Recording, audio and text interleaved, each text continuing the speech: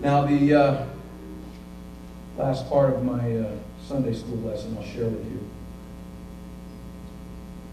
Ye are the light of the world.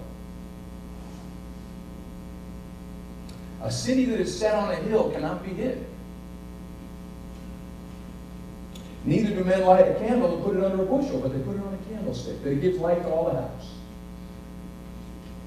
Let your light so shine before men, that they may see your good works and glorify your Father which is in heaven.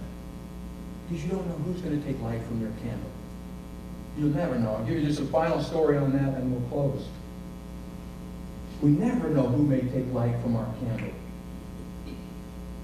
John Quincy Adams, son of John Adams, spent his entire life in public service. He became president of the United States. There are many people who have gone from House of Representatives to president. He's the only man that went from president to the House of Representatives. Because for him it wasn't about title. It was about getting the job done. And the job that he was passionate about was abolishing slavery. And he would stand up every time, almost every time he stood up in the House of Representatives, he would rail on the evils of slavery. So much so that they passed a rule just for him. They passed a gag rule which said you cannot talk about slavery in this house. Just for him. And year after year after year, he would bring petitions from all over. And so he tried to start making it about free speech. He said, well, these people are just petitioning for redress of grievances. And he'd bring their petitions in and they would shut him down. He'd bring more and they would shut him down. And he'd bring more and they would shut him down. And after 13 years of this, a reporter asked him, President Adams, you're getting nowhere. Aren't you discouraged? Aren't you ready to give up? Why do you keep doing this? And he responded, duty is ours. Results are God's.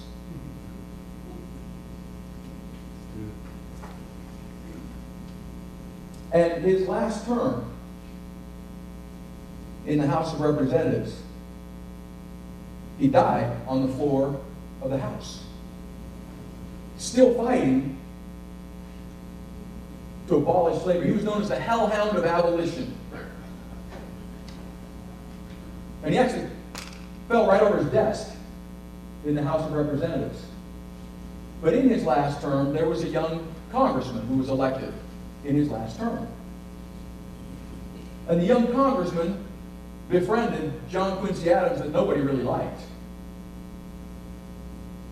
And they became friends, so much so that this young congressman, who only served one term in Congress, was on the committee to plan the funeral for John Quincy Adams and was a pallbearer at John Quincy Adams' funeral. And that same young man failed in almost every election. He was elected to one term of Congress. He ran and was defeated, and ran and was defeated, and ran and was defeated, and failed and filed bankruptcy and nervous breakdown.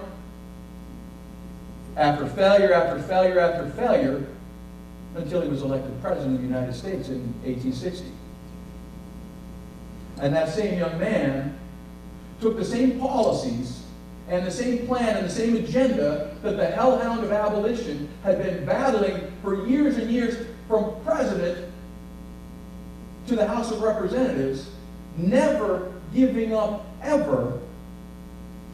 And that one-term congressman who failed all his life took that same agenda and brought equality and fairness to a downtrodden people. That the U.S. Supreme Court and attorneys general and others who battle for inequality and change the world. So we don't know. We can't tell. We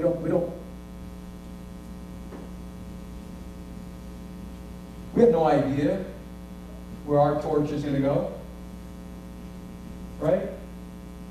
Benjamin Franklin with a YouTube channel, right? Thomas Jefferson with a Facebook page. We have no idea whose torch we may light. God does. And He's got a plan, and I believe He still has a plan over this nation. And our opportunity and our duty is to be true to the faith of those that founded this nation, that were loved liberty more than love. We have that opportunity. And no matter where it leads, our sacred honor as Americans, as Christians, is to be a light in this dark world.